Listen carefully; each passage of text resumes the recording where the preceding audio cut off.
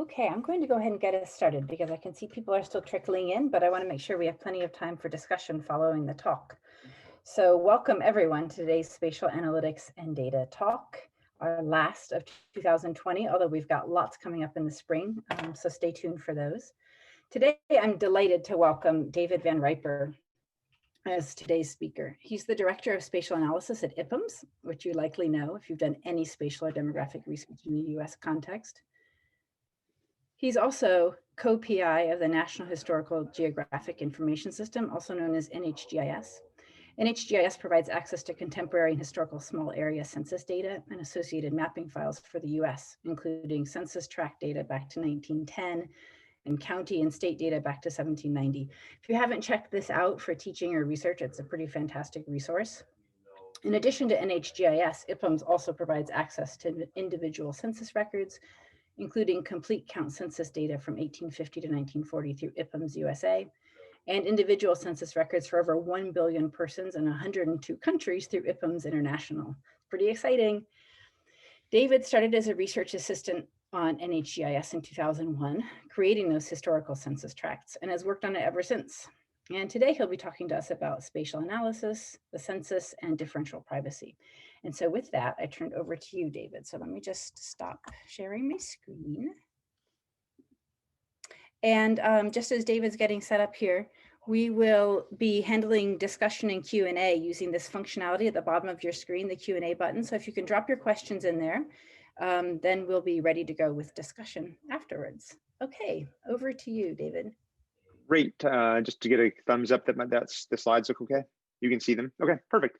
All right, thank you, Rachel. Thank you, Levi, for the invitation to speak today. I'm super excited to have a chance to talk about this really important topic as we move towards the release of the 2020 Decennial census data from the US Census Bureau. Before I start, I want to acknowledge a few people. You know, all this research does not take place in a vacuum. My colleagues, Jonathan Schrader and Tracy Kugler, who are geographers at IPMS, have played key roles in helping me develop the things you're going to see today. I also want to thank Steve Ruggles and Kathy Fitch, the two leaders of IPMS, who have really helped provide the space and resources needed for me to spend the last 18 months really digging into this. I also want to thank some funding agencies. This work is supported by the National Institutes of Health, National Science Foundation, and a generous grant from the Sloan Foundation to underwrite some of the work that we're going to see here. So, protecting the privacy of census respondents while publishing quality data are dual mandates for the US Census Bureau. In August of 2018, the Bureau announced a major change in their approach to privacy protection. According to the Bureau, increases in computing power and access to large individual level databases mean that their traditional disclosure avoidance techniques were no longer provided strong enough privacy protection. In response, the Bureau decided to adapt a new framework termed differential privacy for its 2020 disclosure avoidance system. And this entails the injection of random noise into nearly all published data in order to guarantee a minimal risk of privacy loss. But that privacy protection comes at a cost. The published data will be less accurate. So in today's talk, I really have two main goals. The first goal is to provide you with a primer on the disclosure avoidance system that the Census Bureau plans to use for the 2020 decennial census, with a focus on the policy decisions that the Bureau has to make before it runs the algorithm to create the final data. And the second thing we're going to do is look at some demonstration data that the Bureau has published throughout 2020 and try to get a sense for how the demonstration data differs from Summary File 1, which was published in 2011 and 2012, following the 2010 decennial census. So historically, the Bureau has used a number of techniques for doing disclosure avoidance, for protecting the confidentiality of respondents. Starting in the 1970s up through the 1990s, they tended to, or in the 80s, they used what was called suppression, where they would actually just not publish statistics for particular cells if they fell under a certain threshold. This way that people or businesses who fell into that category could not be re-identified from the actual data. So here we have a census table from the 1970 decennial census data, the mean number of related children under 6 years of age. They used the 3 dots to indicate suppression. So they they just didn't publish statistics for this census tract, in this case, in Akron, Ohio. Starting in the 90s, they adopted a slightly different technique called swapping, or household swapping. So what they would do is, if they would do tabulations from the confidential data, and they would find cells that had in households with particular combinations of characteristics that may make that household identifiable. And what they would do is they would then find a similar household in a different geographic unit within the same state. And what they would do is they would swap those characteristics between those households, so that you would not know for sure, if you were able to re-identify someone, whether or not that person you re-identified actually lived in that same census block or census tract. And what they would try to do is they would try to match on as many demographic characteristics as possible. So age, sex, race, Hispanic ethnicity. And one of the keys they would make sure they would do is they would make sure that the same number of people were in each census unit. So if they swapped my household, which is the one here in the upper left, with a household in another block, and I have a household of 3 people, they would make sure to swap me with 3 people in a different block. In some research that the Census Bureau did in 2017, 2016, they wanted to see whether or not the privacy protection that was put in place by swapping provided particularly strong. They kept people from being re-identified. So what they did is they undertook a reconstruction and re-identification attack. And what I want to do is kind of walk through what they did here, so you get a sense for the motivation behind the transition from swapping to a new disclosure avoidance technique based on differential privacy. So what they did is they started with all of the census block data and census tract data that they published in the 2010 census. And so, for example, here we have a census block ID of 1001. It has 10 people in it. 4 of those people are male, 6 of those people are female. They used a theory by Denur and Nissim, and they actually converted those counts into individual level records. They essentially took all of those counts and they constructed microdata for them. So here we have, again, we've got 6 females, we've got 4 males. Of course, they did much more with respect to age and race and Hispanic ethnicity, or other characteristics. But here we just have a very simple case. We have 6 females and 4 males. What they did then is they took that reconstructed data, and they did a re-identification attack where they linked those individual level data up to a commercial database that had been purchased to help support the 2010 decennial census. And they matched those based on a number of characteristics. And here you can see that in that linkage here, we've got a case where we actually linked up 9 of the people in this case, just to show that it's not a perfect one-to-one match. Once they had linked to the commercial data, they took that information and linked it to the confidential data that they held within their firewall at the Census Bureau. And here you can see, based on matching on name and on sex, they were able to successfully re-identify 4 of the people in the reconstructed data in the confidential data. Now, this requires access to that confidential microdata, which an attacker would not necessarily have. But in this case, they did have access to that confidential data. And in the end, their reconstruction attack, they were able to reconstruct 308 million respondents of the 2010 decennial census. Of those, they linked 139 million of those records up to the commercial data set. Of that 139 million, they were able to link 52 million records to the confidential data. In the end, the Bureau says that they were able to re-identify 17% of the respondents to the 2010 decennial census. That 17% number was substantially higher by orders of magnitude than had been shown in the past, and that number led them to develop some new techniques for doing disclosure avoidance. So the traditional disclosure avoidance techniques did not satisfy the Title 13 privacy protections that the Census Bureau operates under.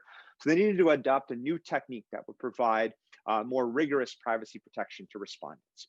And what they did is they developed a new disclosure avoidance system or disclosure avoidance technique based on differential privacy. And I'm going to show you one formula that shows you what differential privacy is, and then we're going to skip. There's no more math in the rest of the presentation. But essentially, differential privacy is a mathematical or formal definition of privacy. And essentially, it's stated by this particular formula. So M here is an algorithm to generate an output statistic from an input database. The input databases are D and D prime.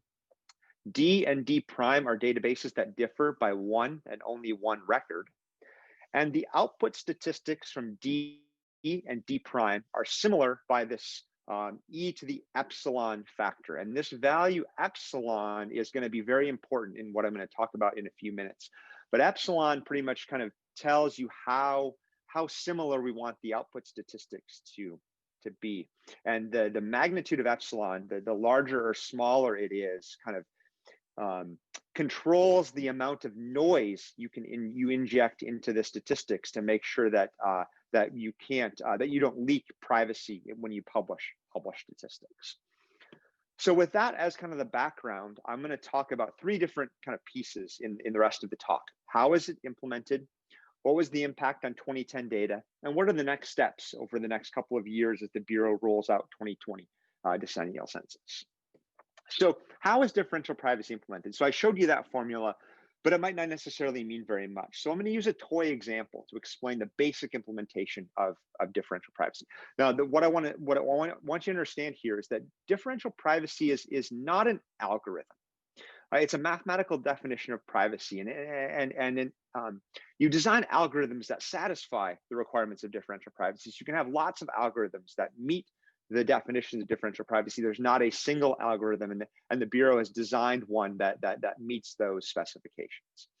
The algorithm I'm about to describe is super simple, and it's probably the most naive version you would have. So suppose we did a survey of 100 people, and we asked them two questions. We asked them to identify their sex, and sex has two different possible responses, male or female.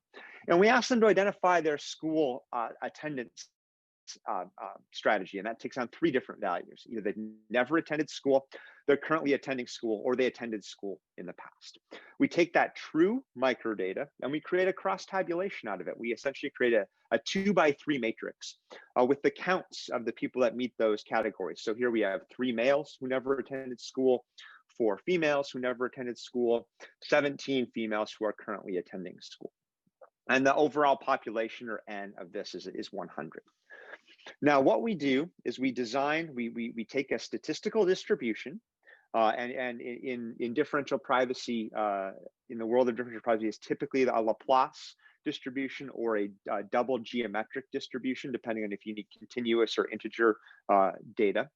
And what you do is you take, for each cell in that cross tabulation, you choose a random variable or random value from that statistical distribution, and you add that random value to the cell. And that random, the stochastic nature there is what kind of provides the privacy protection. And the shape of the distribution is determined by the value of epsilon. And it's kind of an inverse relationship. So the smaller the value of epsilon is, the wider the distribution is. And the wider that distribution is, it means you're going to potentially choose larger random values from that distribution. The larger the random values from that distribution, you're going to kind of have more inaccuracy in the published statistics, but that's going to provide a stronger privacy guarantee. So there's a trade-off kind of here between privacy and accuracy. So the key thing to know about here is that the smaller the value of epsilon, the more noise gets injected into the data. The more noise that gets injected means less accuracy, but more privacy. And the other key thing to notice here is that the magnitude of the count drawn from that distribution is independent of the measured count, right? They don't have a relationship with one another. And that comes up in a little bit when I talk about the post-processing algorithm. So what we do is we take those random values, we add that noise to the cross tabulation to generate the differentially private counts. So here we've reduced the male never attending from 3 to 2. The male attending has changed from 12 to 12 because we drew a 0 from the distribution. But you can see possible risk here, where for females who are never attended school, we've tripled that value from 4 to 12 because we drew kind of a largish random value from that distribution. So it looks like we have a lot more females who have never attended school than the true underlying data indicate. And the sum, the N here has risen from 100 to 108. So once that's done, we can either publish those statistics, or we can create differentially private microdata from those counts, and we could then tabulate those in a variety of ways. So that's kind of the basic overlying takeaway of how this is implemented. So now I want to talk through, so in talking about this though, there's a ton of policy decisions that go into the work here. And I want to talk about the policy decisions that are embedded within that toy example. And I want to kind of relate those to the types of decisions that the Census Bureau is going to have to make as it gets ready to implement and run its disclosure avoidance system for the 2020 decennial census. And talking about these policy decisions, there's really 5 that we have to talk about. The overall global privacy loss budget, how that budget gets spent or allocated to geographic levels and queries, what mechanism they use, what statistical distribution do they use for their random noise generation, invariants and constraints, and the post-processing they have to do after they generate their differentially private counts. Okay, so the global privacy loss budget represents the overall amount of epsilon that can be spent by the algorithm. And this can vary from 0 to infinity. An epsilon of 0 is perfect privacy and no accuracy. An epsilon of infinity is no privacy and perfect accuracy. And so the higher the value of epsilon, the more accurate the data will be. In the demonstration data that the Census Bureau has published thus far, all the demo products that they've published use a global privacy loss budget of 6.0. The person tables are allocated 4.0 of that privacy loss budget, and the housing tables are allocated 2 of that. And so just keep that in mind. And again, that can be made higher or lower depending on how much, whether or not you want to move that lever towards privacy or towards accuracy.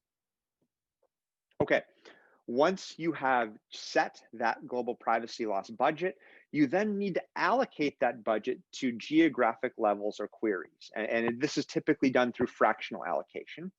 The larger the fractional allocation to a geographic level or query means that the more accurate the counts will be for that geographic level or query. So if we allocate a larger fraction to a given geographic level, the data for that level are going to be more accurate. If we allocate smaller fractions, it's going to be slightly less accurate. In the demonstration data that has been published by the Census Bureau, data from October of 2019 and May of 2020, they use this particular allocation to geographic levels. They allocate 20% from the privacy loss budget to the nation and states, and they allocate 12% each to counties, tracts, block groups, and blocks. In the more recent release, in the November demonstration data that's come out, they allocate 20% to nation and 16% to states, counties, tracts, block groups, and blocks, kind of tweaking it to see whether or not they can get more accurate data for smaller geographic levels. They also have to allocate privacy loss budget to the queries that they want to create tabulations for from the data. So this is an example from the October 29 demonstration data release. In this case, the Census Bureau allocated 50% of the privacy loss budget to voting age by Hispanic, by race, by citizenship status, and they allocated 5% each to a number of sex by age categories where they bin the ages in different ways. So in this case, the Bureau is really privileging the voting age by Hispanic by race table, which is used for legislative redistricting in the US following decennial censuses. And they are providing less allocation to sex by age. So they want the voting age by Hispanic by race counts to be more accurate, and they're letting the sex by age counts be less accurate because they're privileging the use case of legislative redistricting. Now, the combination of the global privacy loss budget, the allocation to geographic levels, and the allocation to queries, you can multiply those together and then use that product to generate the statistical distributions from which you draw draw the random noise. So here you can see three different statistical distributions, three different Laplace curves, which have been used in the demonstration data. The peaked narrow red line is the distribution that we drew noise from for the nation and state level counts of voting age by race, by Hispanic ethnicity, by citizenship. You can see that the tails of that particular distribution are fairly close to zero. So any random value we draw is going to be fairly close to zero. The wide green line is the distribution of noise values added to this county tract block group block counts for the various sex by age queries. And you can see that it's flatter, it's got kind of wider tails. So you have a higher probability of drawing some fairly large random values from that distribution and adding that into the true counts to provide that. With respect to the differentially private mechanism, the Census Bureau had originally worked with the Laplace distribution, or the double geometric, which is the integer-based equivalent of the Laplace distribution.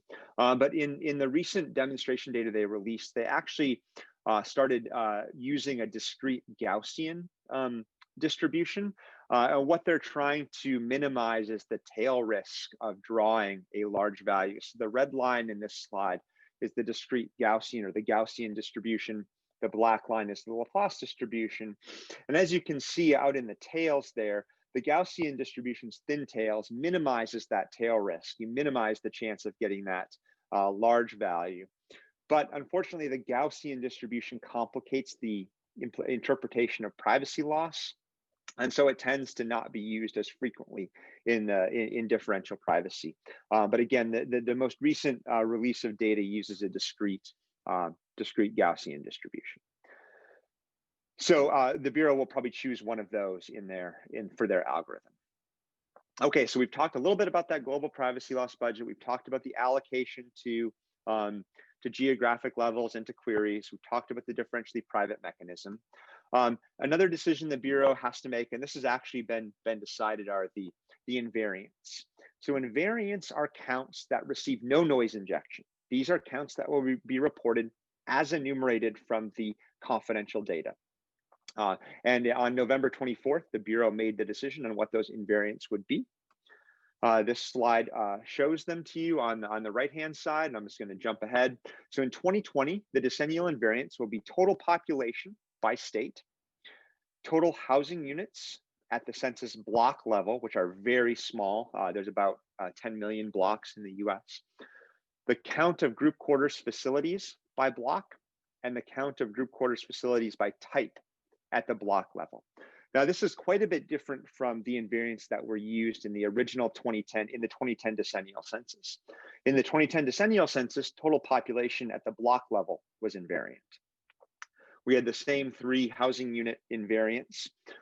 We also had occupancy status invariant at the block level. So whether or not a housing unit was occupied or vacant, that was reported as enumerated from the confidential data. And the voting age population was held invariant at the block level in the 2010 decennial census. So we've got a bit of a difference here in the invariants for the 2020 data compared to 2010. The reason that total population at the state level is held invariant is because those are the counts used to apportion seats in the House of Representatives, and the Bureau decided that that was worth keeping as an invariant count. In addition to invariants, there are a set of constraints that the Bureau has chosen to enforce. One of those constraints is non-negativity. So they will not report out negative counts for geographic units. You can see from those statistical distributions that they're symmetrical around zero. So you do run the risk of choosing a large negative value from the distribution. If you add that to a unit with a small count, you can get a negative value. You can have -5 people. Well, from a statistical perspective, reporting that negative value makes it easier for us to kind of compute the error bounds around statistics. Data users don't really know what to do with those negative counts. And so the Bureau has decided to not enforce the non-negativity, to enforce the non-negativity constraint. They also enforce consistency. And so consistency relates to the geographic hierarchy and within table hierarchy. So counties will add up to states, census tracts will add up to counties. And within a table, say the count of males plus females will add up to the total pop count in a particular table. So consistency is another constraint that the Bureau's algorithm will enforce. We can talk more about this in the Q&A, but the research community has been pushing hard for the Bureau to release a version of the data with the negative counts in it to help us get a sense for what the errors are on the estimates, or to kind of build bounds around the counts. And we're going to keep pushing hard on that because we think that could be helpful in developing new tools and techniques for analyzing these data. The final decision that the Bureau has to make is how they post-process all the data. So once they inject the noise into all of those counts, they have to do something to get rid of the negative counts, and to enforce the consistency in the hierarchies, both within table and by geography. The original algorithm that the Bureau developed and was used to produce the data from October of 2019 was a single pass post-processing algorithm. So what they would do is they would start at the nationwide level, and they would feed in all of the counts for all of the queries, and they would optimize those in one fell swoop, and they would then use those, and they would just simply move down the geographic hierarchy until they got to the block level. That single pass, though, optimizing on all of those counts at one time, was yielding some pretty inaccurate counts. And so they developed a new algorithm, which they call the multi-pass algorithm. And I don't have time to talk about this all today, but the multi-pass algorithm, instead of taking in all of the counts at one time, they start kind of they'll start with total population, and they'll optimize the total pop counts for the geographic units. And then they'll move down to the race counts for the geographic unit. And they kind of do they move down a hierarchy by query, rather than trying to optimize all the queries at one time. And this multi-pass algorithm has led to improvements in the accuracy of statistics tabulated from their demonstration data sets. The one nice thing about differential privacy is that it's immune to post-processing. So you can post-process differentially private counts kind of as much as you want, and you still maintain the privacy protections of the respondents. So the Bureau has done a ton of work over the last 9 months on their post-processing routines. Okay, so I've walked you through kind of the policy decisions that go into play, and all of these policy decisions are made by a committee at the Census Bureau called the Data Stewardship Executive Policy Committee, and they will be the ones who set the invariants. They will choose the epsilon. They will choose the fractional allocations. It's not a computer doing that. It's a group of people who will make those decisions, and it's staffed by senior career officials at the Census Bureau and is chaired by the Chief Operating Officer, Ron Jarman. Okay, so now let's look and see what happens after you've run the 2010 census data through these various versions of the disclosure avoidance algorithm, and see how accurate the data are, or how the differentially private data differ from the summary file 1 data that were published for 2010. So we're going to look at kind of 3 different data sets for these comparisons. We're going to look at the 2010 summary file 1 counts. We're going to use the vintage 2 demonstration data.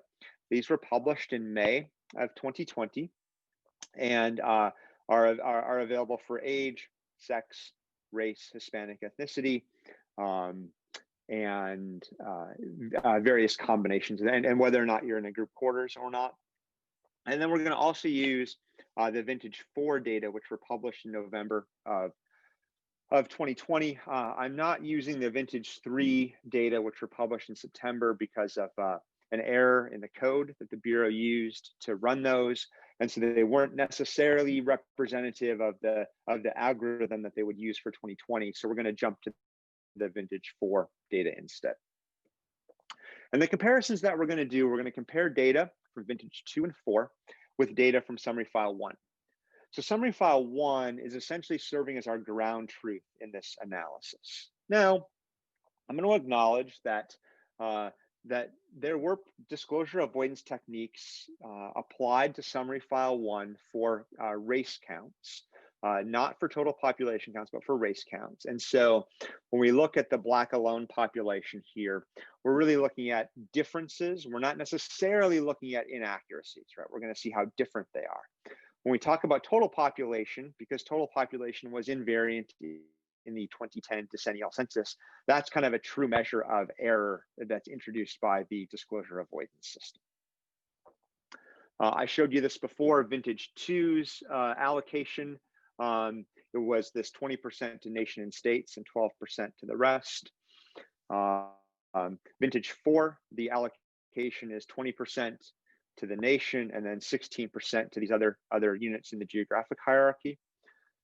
With respect to the queries, vintage 2, the query allocation was 30% to the total population count, 0.29 or 29% to the voting age by Hispanic by race, and you can see the rest there. In vintage 4's cases, this is kind of this multi-pass. They do total population at 0.3, then the number of races, and then individual level races. You can see the allocations there. Now, one thing I want to bring up here is that vintage 4 only supports the production of the data tables that are required for the public law 94-171 data set. Now, the PL9 or PL94, the PL94 data sets are used for legislative redistricting and contains relatively few counts. It contains counts of the voting age population. So if you're above or below the age of 18, by 63 race counts. And then there's a count for Hispanic or Latino. It also provides counts of people who are in group quarters and by group quarters type. And then it also provides you with a housing occupancy count table. So in vintage 4, the full privacy loss budget of 4.0 was allocated to those tables. In vintage 2, we had the addition of age, we had sex as well. And so we were splitting that privacy loss budget of 4 over more variables and over more queries. So it's not quite an apples to apples comparison, but it's the best we can do for right now. Okay, so on to the results. So we're going to look at 3 different geographic units in this analysis. We're going to look at census blocks, census tracts, and places.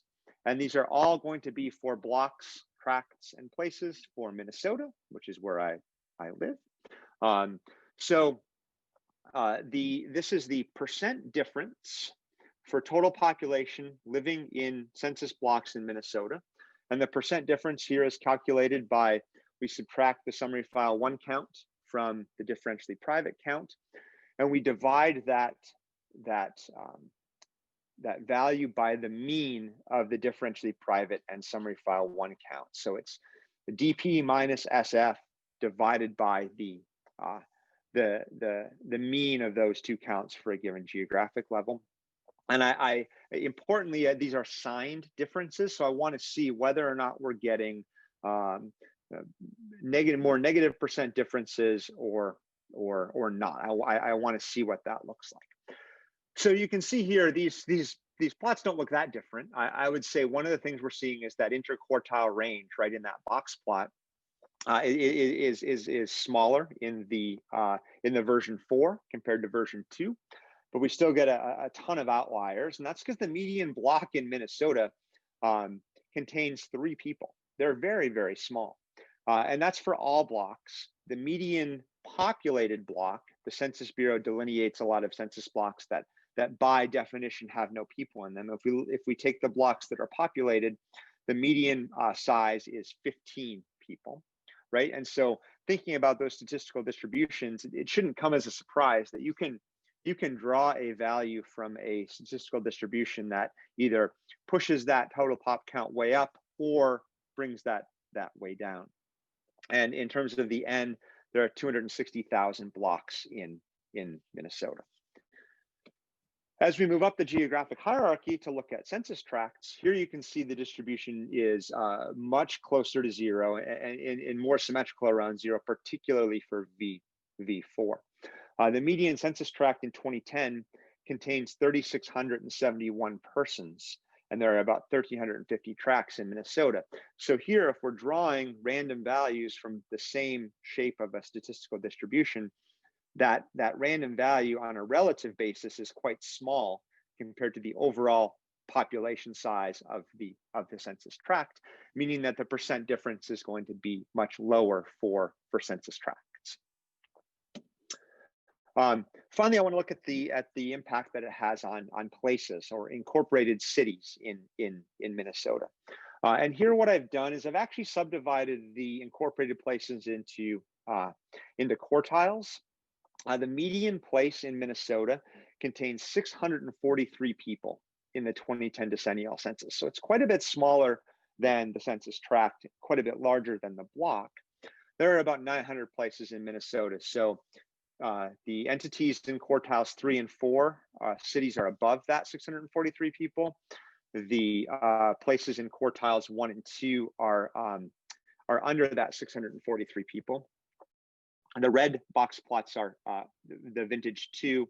The blue box plots are vintage 4.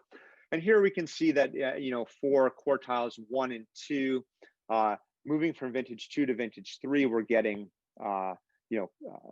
lower percent differences, smaller percent differences between vintage 4 and SF1 in V4. But again, it's not going away, right? We're injecting that random noise. And for those small places, that random noise is going to have a high relative proportion of that unit.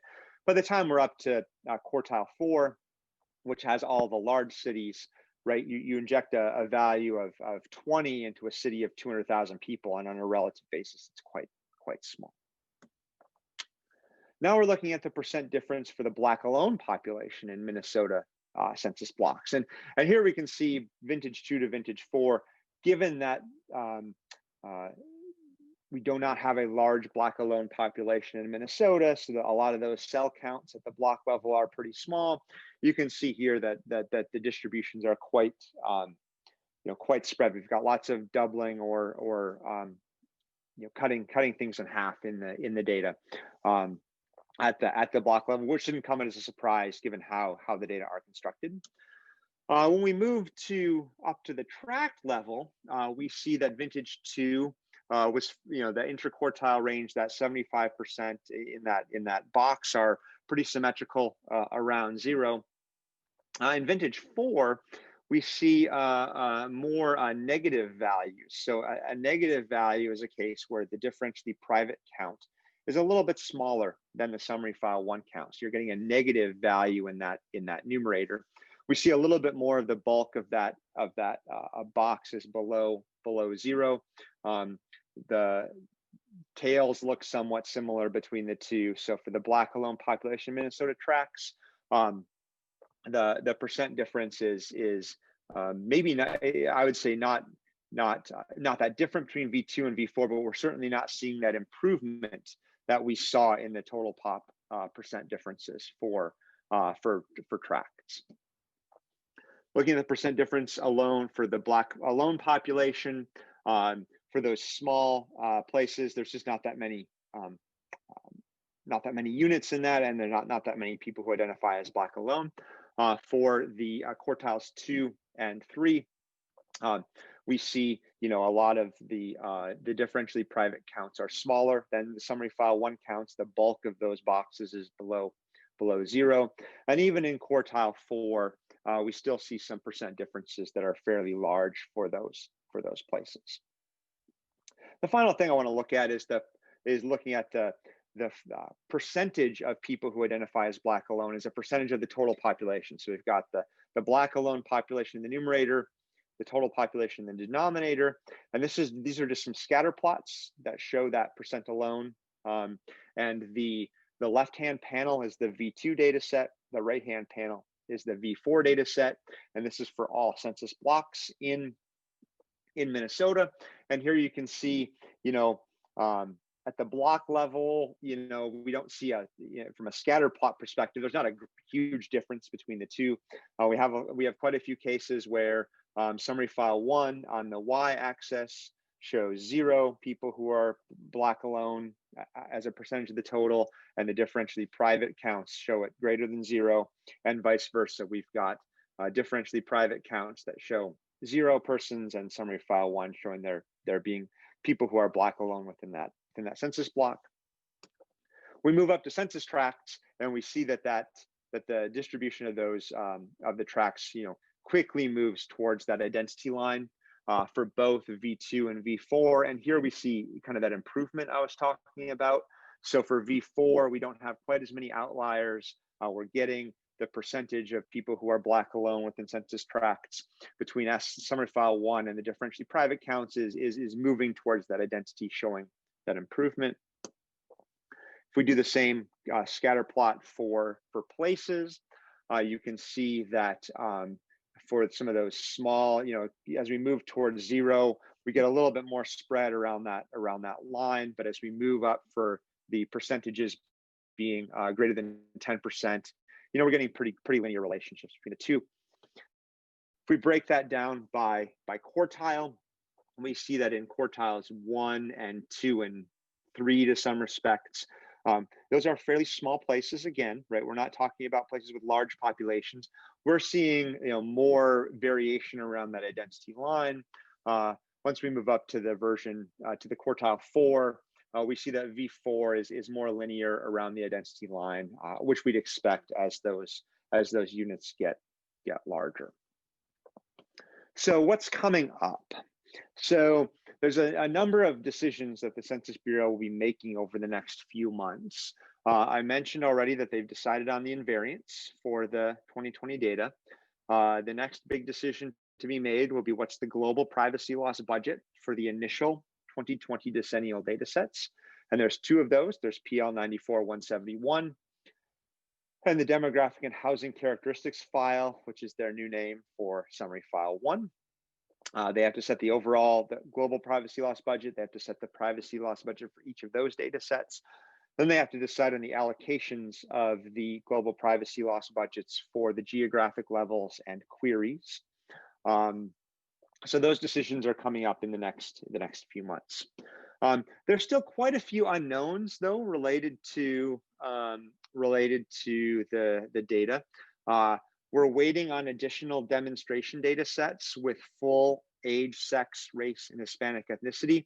Right now, the Bureau is focused heavily on the PL 94-171 data because that's the first release that has to come out from 2020. So they're putting all their effort into disclosure avoidance for that. But we'd like to see the release of an additional demographic data set to let us see whether or not they're getting improvements in age, particularly in age and sex counts. We've not yet seen any demonstration data related to household person join tables. So, for example, the number of children living in a married couple household. We haven't seen any of that. Those data need to be created using a different differentially private technique, and so, but we would really like to see demonstration data related to that set of counts because demographers and geographers use those as well. In terms of resources, we've got NHGIS where I work. We're creating these demonstration data products and linking them with summary file 1 count so you can do quick comparisons, and there's a couple of links there for you. IPAMS has a website where we're talking and tracking changes to the disclosure avoidance system. So we've got a number of other videos. If you want to see me give like an hour-and-a-half version of this talk, there's some links there. And then the Census Bureau maintains a disclosure avoidance system updates website as well, where they put out press releases and information related to changes that they're making to their technique. So that's the last slide I have, and I'm super excited to take questions from anyone. And so I'm going to go ahead and stop sharing, and we can start the conversation. Fantastic. Thank you so much, David. So we definitely have some questions. I think a lot of the questions that have come through so far have been a little bit about, so not big picture, the inverse of big picture. So sort of how this all works. So I might do this first, and then hopefully we get some sort of higher level questions. I have some big picture questions. Okay, great. But we have some questions about this concept of budget and the privacy loss budgets and what that means. So Oliver Watler asks, I don't really understand what the concept of budget means, and could you just explain it a little bit better? Right. Yeah. So this is by far one of the most complicated things to think about. So, and how we're in, okay. So the overall budget kind of controls the right. You set this budget, and that budget is what you can then spend, right? So if we set a budget of 6, that is kind of saying that overall we're going to allow so much data to get published from the decennial census. And once that budget is gone, we can't produce more statistics from the confidential data set. Now, when we're spending that down, we can choose what we want to privilege in that spending, right? So if we have a privacy loss budget of 6, and we say that the most important statistic that we can publish from the 2020 decennial census is the total population count for states in the US, right? So we can allocate 90% of the budget to the states count. We can make that super accurate. Trade-off is that there's only so much budget left over to publish statistics for other geographic levels, so places or counties or census tracts.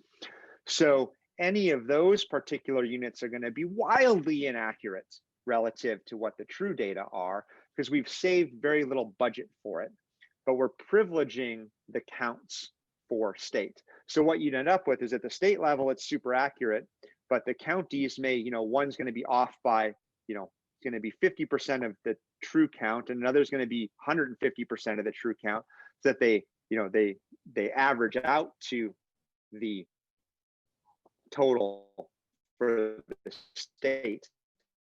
But the state is going to be quite accurate, but the geographic units within that state might be wildly inaccurate. This committee can decide what they want to privilege. So right now, they're kind of privileging states, the nation and states, and they're providing less accuracy to the smaller geographic units. But they could change that. They could tweak that and say, hey, we want to give all the privacy loss budget to the census tracts and very little to the other geographic levels. You're going to make tracts quite accurate, but everything else is going to be really inaccurate. So that's kind of the concept behind it. It's a little bit weird to think about, because it's not how we typically think about this. But really, the way to think about it is the more budget goes towards a particular query or a particular geographic level, the more accurate it's going to be. Because it's a fixed pie, you're going to be kind of trading off accuracy for other statistics or geographies. But just to make sure I understand, because I think it was implied a little bit in your slides, but once you start talking about geographies where your tabs that you're some of these crosstabs for small areas, you're talking about being pretty unsure about what the actual values are. Correct. Yeah. So if you were looking at age by sex by race for census tracts in the US, and you're starting with an N of 3,000, by the time you sliced it up by 5-year age bins, by 7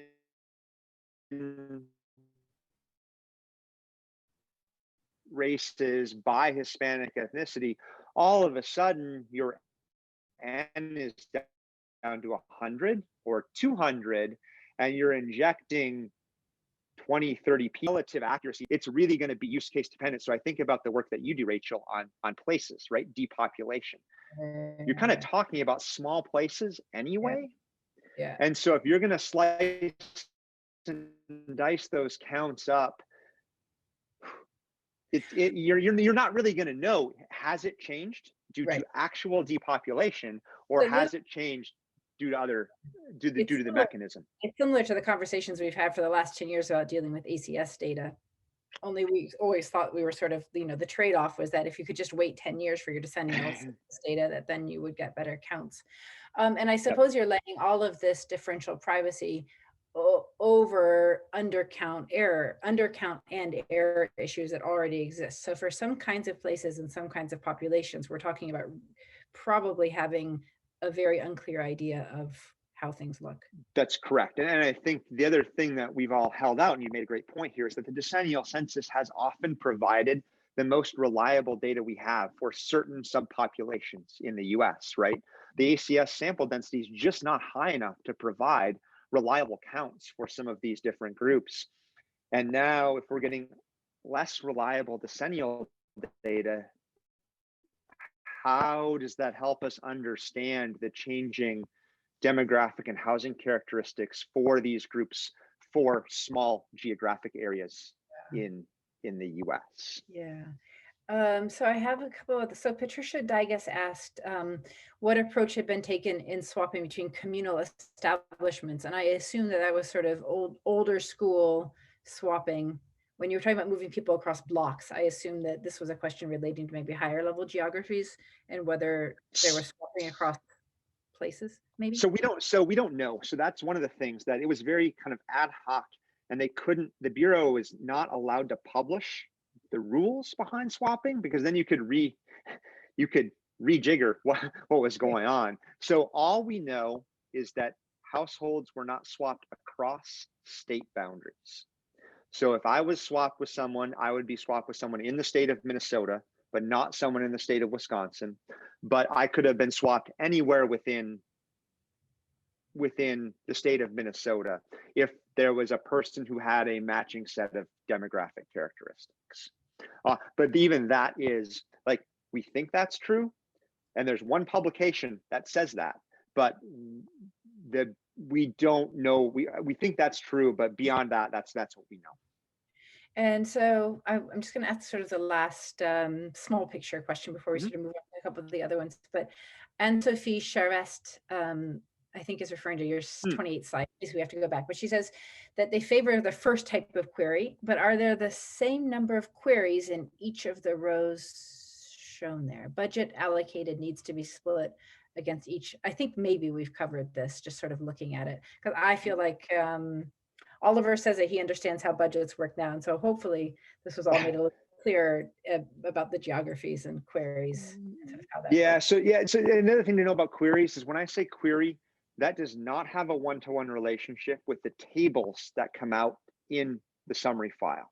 So these queries are simply there to support the calculation of the execution of the algorithm, but then they are going to create a different set of publication level tables. And so in the vintage 2 versus 4, they use different queries in there as they tabulated the data. And it's I just don't have time to go over all the details for that. Yeah. So Anna Basiri asks if you could comment on the use of differential privacy for longitudinal data or group privacy protection. I know that's a very open research question that I don't really have any insights into. I think right now, one of the big areas of research in differential privacy is how it's used for individual level data. So how do you protect, from the microdata perspective, how can you protect people's privacy? But that's outside of the type of work that we're looking at here. I hadn't really understood that they won't even use I want to say raw counts, but the sort of cleaned, what we would have considered to be sort of cleaned final counts in previous years. They won't even use those for redistricting. They're already going to use the sort of Yep. And so for example, for things like for congressional districts, they are so big, right? 700,000 people, that on a relative basis, the noise is not going to have a huge impact. But for local legislative districts, right? State legislative districts, local city council wards, again, those get smaller and down to that 2,000 to 3,000 person threshold. The way that error could play out is you could end up with a district that does meet, say, a minority majority threshold, that actually isn't because of the differential privacy noise injection. And we don't really know, we haven't been able to totally do the studies to if that's going to really play an issue, but it could get litigated at some point in time about whether or not using that for redistricting. Now in 2010, swapping did impact some of those race counts. We just don't know by how much, but this is really raising the profile of the impact that disclosure avoidance has on data. Yeah, so Chris Joachim asks, is there a way to propagate the effects of the differential privacy processing into uncertainty of estimates and analyses, which I think is yes. And so in kind of pure differential privacy, yes, because we know the shape of those curves. And so if we know, okay, we're drawing random values from a curve with this standard deviation in this shape, we can do that uncertainty estimation. Doesn't work that way here because of those constraints. Like having to get rid of the negative counts leads to bias, and having to enforce consistency is going to have some impacts on it. So one of the things we've been pushing the Bureau to do is to help users figure out how to compute uncertainty estimates around that. And there's different ways to do that. But I think we are all going to be forced to raise our statistical sophistication to handle that, but we're going to need assistance, and we need to push the Census Bureau to help users out in figuring out how to compute the uncertainty, because it's not just as simple as, computing a standard deviation and figuring out what's going on because of all the post-processing that's involved. And the queries are different from the published statistics. Yeah. I mean, I'm thinking about when I worked, my first job was at the Census Bureau. And if you wanted to say anything after Census 2000 about any characteristic data, the way that we would in the lay world, where you would say that, I don't know, one city is more educated than another, you simply couldn't do that in the Bureau without stat testing it, right? And you would go down the hallway to the statisticians and you would ask them, and they would help you check everything. And so this is a bit of a cultural change for them, because I think they're used to internally knowing how careful they need to be before they say anything, but they're used to sort of the Wild West outside the Census Bureau where people just do whatever they want. And now they're going to provide a little bit more assistance. I don't know if you had a question, Levi, at all? I did, yeah. So related to that point, I do wonder if kind of the future of this style of analysis is going to focus either a lot more on actually permissive or increasingly permissive access to the microdata, or use of stuff like the ACS replicate tables. I'm not sure if many people are aware of those, but they're basically re-simulations or reassignments of the original data of the ACS under their anonymization rules to give you an alternative realization of what the ACS data would look like if the simulation had turned out differently. And there are, I think, they published a table of 80 replicates, is it, or something like that? Yeah. So I haven't been in the game for a long time, but I do know that when I found out that those were published, it was game changing in my understanding of the way that you can propagate uncertainty through these analyses.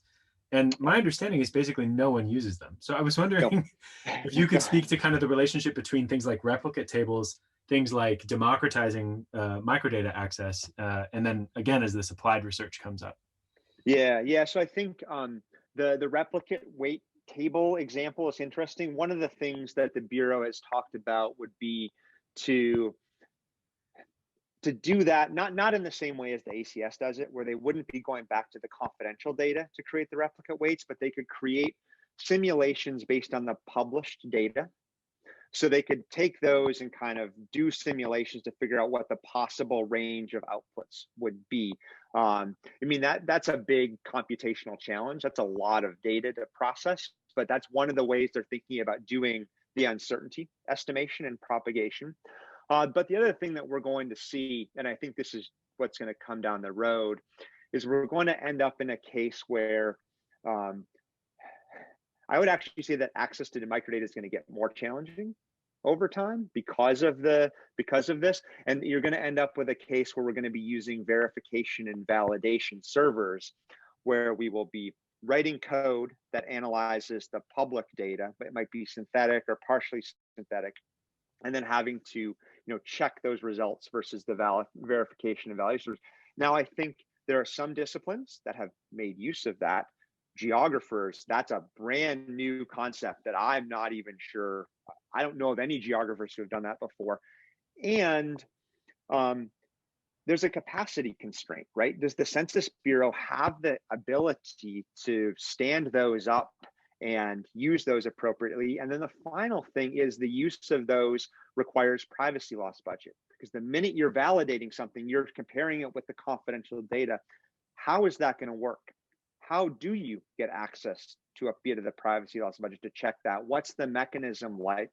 And so if they're going down this road, there's a lot of institutional changes that are going to happen, and we don't have a good sense of how that's going to play out over the next 10 years.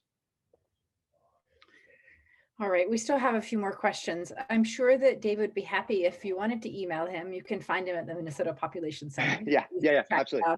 But I really want to thank you for taking the time to do this today, David. This was fantastic. Indeed, and I look forward to seeing what else comes out from next few months. And I'd like to thank our audience for joining us today. And with that, I'll close today's session. I wish everyone a happy holiday session or Great. season. Thanks, everybody. Thanks, Rachel. Thanks, Levi. Bye, everyone. Thank you. Take care, everybody.